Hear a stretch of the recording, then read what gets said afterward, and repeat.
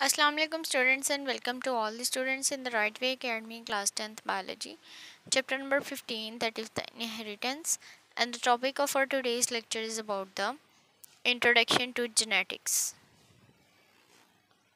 First अगर हम बात करें जेनेटिक्स, तो जेनेटिक्स बायोलॉजी की ब्रांच है.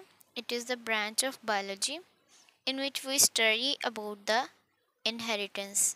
स्टूडेंट्स, ये एक ऐसी ब्रांच है जिसमें हम स्टडी करते हैं इनहेरिटेंस के बारे में. Study about the inheritance. Next अगर हम देखें कि इनहेरिटेंस क्या है. इनहेरिटेंस एक ऐसा प्रोसेस है जिसमें ट्रांसमिशन ऑफ करेक्टरिस्टिक्स होती है. ट्रांसमिशन होती है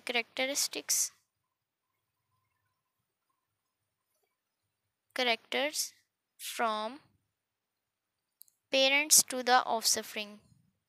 पेरेंट्स से ऑफस्प्रिंग में जो करेक्टरिस्टिक्स ट्रांसफ़र होती हैं उसको हम इनहेरिटेंस का प्रोसेस कहते हैं.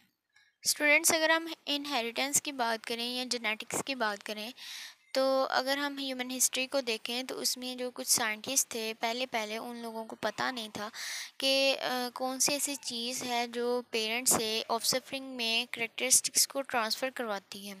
कुछ साइंटिस्ट को तो पता नहीं था और कुछ ने कहा कि इनहेरिटेंस एक जीन है, यानी कि जेनेटिक्स है, जिसकी वजह से करेक्टरिस्टिक्स ट्रांसफ़र होती हैं from one generation to another generation with the passage of time and the worldly acknowledgement. के कुछ साइंटिस्ट थे, उन्होंने इस चीज़ को डिस्कस किया बट प्रूव नहीं किया.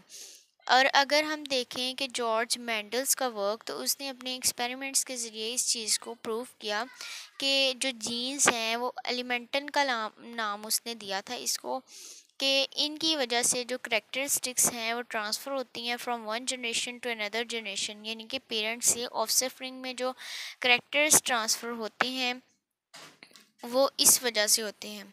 तो मेंडल्स के वर्क ने ये प्रूव किया कि जो इनहेरिटेंस का प्रोसेस है वो जीन की वजह से परफॉर्म हो रहा होता है. नेक्स्ट हमारे पास जो करेक्टरिस्टिक्स आ जाती हैं उनमें हमारे पास डिफरेंट करेक्टरिस्टिक्स आ जाती हैं. लाइक अगर हम बात करें कि हाइट की करेक्टरिस्टिक्स जो हैं वो इनहेरिटेंस पे डिपेंड कर रही होती हैं. इसी तरह आई कलर, हेयर कलर और स्किन कलर आ जाता है हमारे पास, स्किन कलर. इसी तरह दूसरे और भी करेक्टरिस्टिक्स हैं जो ट्रांसफ़र होते हैं इनहेरिटेंस के प्रोसेस से from parents to the generation offsprings. अगर हम इनहेरिटेंस के प्रोसेस में एक बेसिक यूनिट की बात करें कि किस वजह से हमने कहा कि करेक्टरिस्टिक्स ट्रांसफ़र होती हैं from parents to the offspring, तो हमारे पास जो यूनिट है इनहेरिटेंस का यूनिट, उसे हम कहेंगे genes. Genes is the unit of inheritance. इसकी वजह से जो है वो ट्रांसफ़र होती हैं characteristics from parents to the offspring. तो ये हमारे पास जो जीन्स हैं वो क्रोमोसोम्स के अंदर प्रेजेंट होती हैं.